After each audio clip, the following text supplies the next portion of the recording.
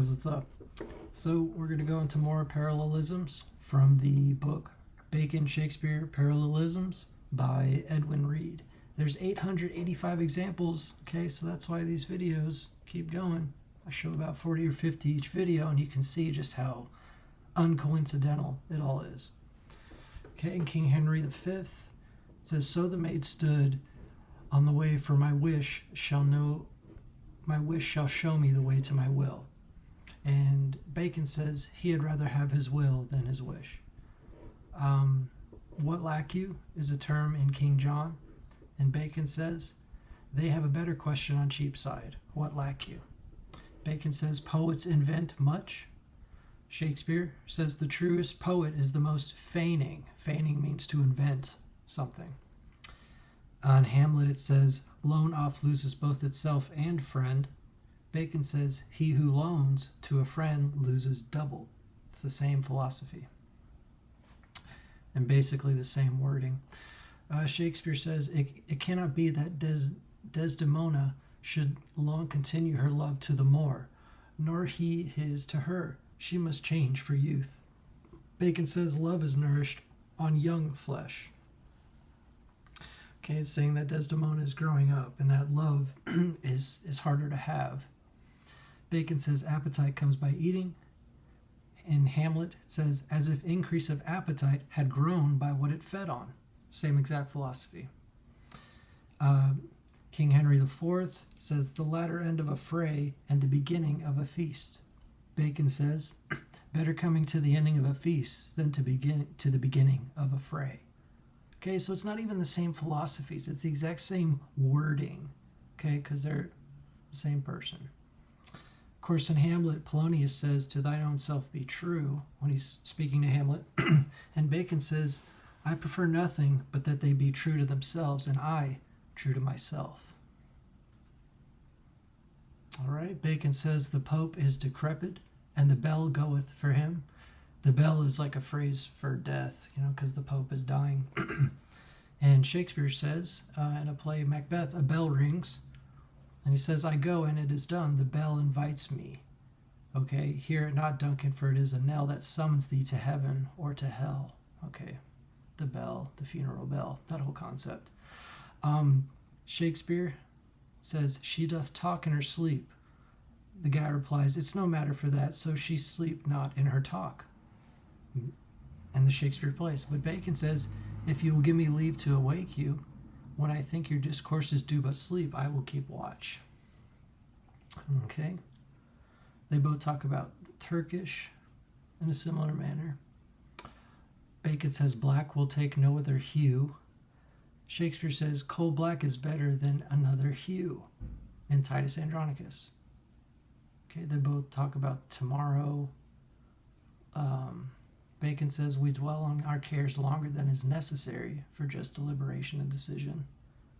And even Shakespeare says care is no cure, but rather corrosive. It's kind of like this safe space culture we've created where no one should be offended at all.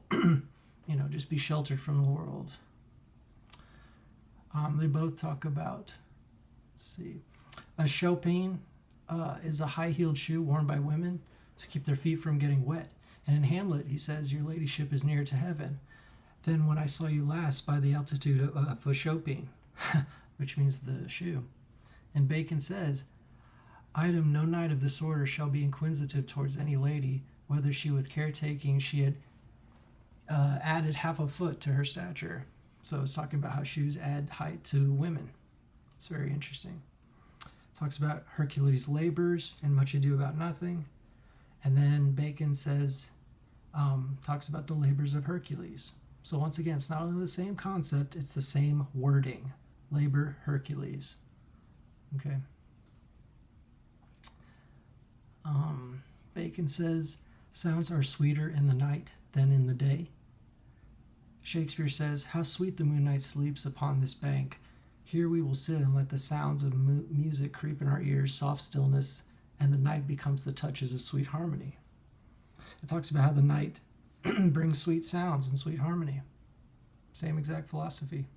And they both use the term a choir of echoes. It's an interesting term. I've never heard any other person ever say that, ever. Here it talks about the wick, Hamlet. There lives within the very flame of love a kind of wick. Kind of makes you think of John Wick, how he just kind of got sparked and, and just went off on the bad guys. So yeah, the term wick is very intentional in John Wick, but that's a different video. Bacon says, we will therefore speak of bodies inflamed and of a wick that provoketh inflammation. Okay, same concept, the flame and the wick. Bacon says, wax candles last longer than tallow candles. Shakespeare, you are as a candle the better part burnt out. Falstaff replies, a wassail candle, my lord, all tallow if I did say of wax, my growth would approve the truth. Okay, wax, tallow candle, same words. How the odors of flowers, when pressed, exhale the sweetness of their color. And so, just like the Shakespeare plays, talking about perfume. Okay,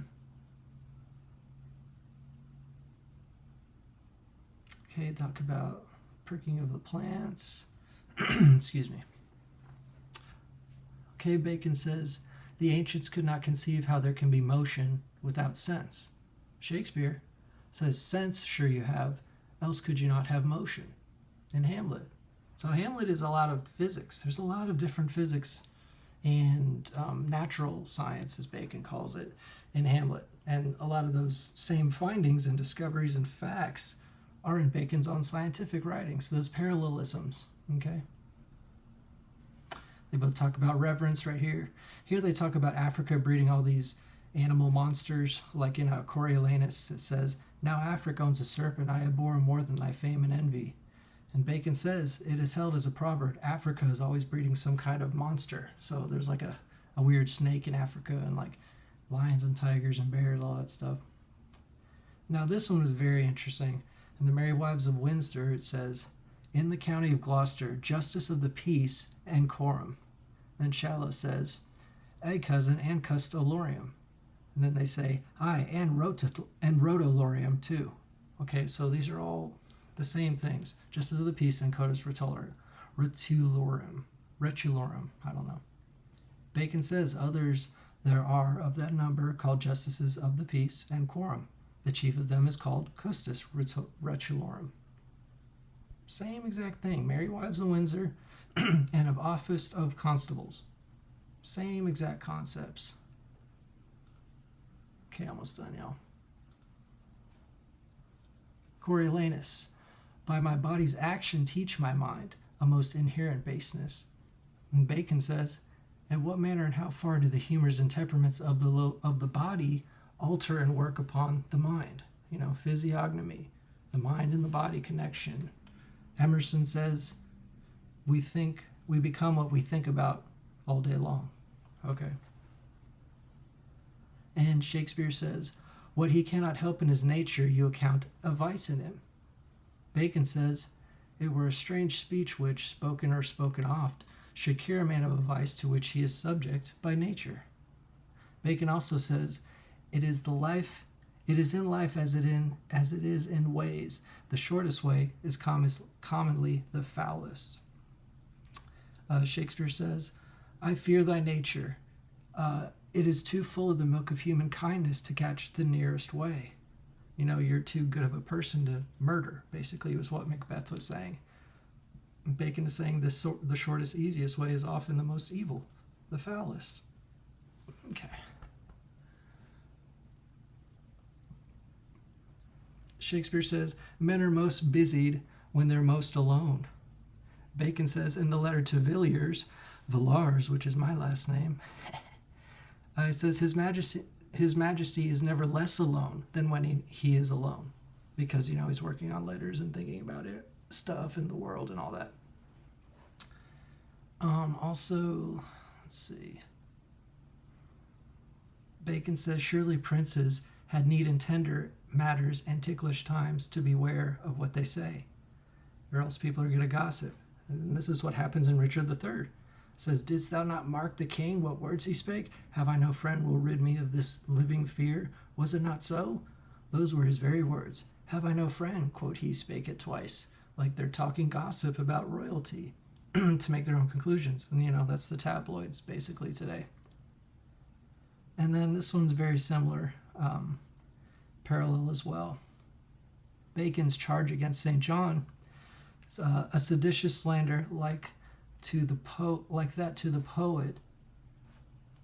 like to that the poet speaketh of a venomous dart that hath both iron and poison. And Bacon talks about in Julius Caesar, I go to meet the noble Brutus, thrusting his report into his ears, I may say, thrusting it for piercing and steel darts, and venomed, like words are like darts and iron, steel and darts. Anyway, just some more examples. There's 885 of them. I think I've only gone through like 200. So I believe Edward de Vere was part of it, but he wasn't the main creator. Francis Bacon was. You can't be black and white with this stuff. There's a lot of de Vere ciphers, okay, as Alan Green has showed. And Alexander Way, I don't know the pronunciation yet, sorry. But it's there.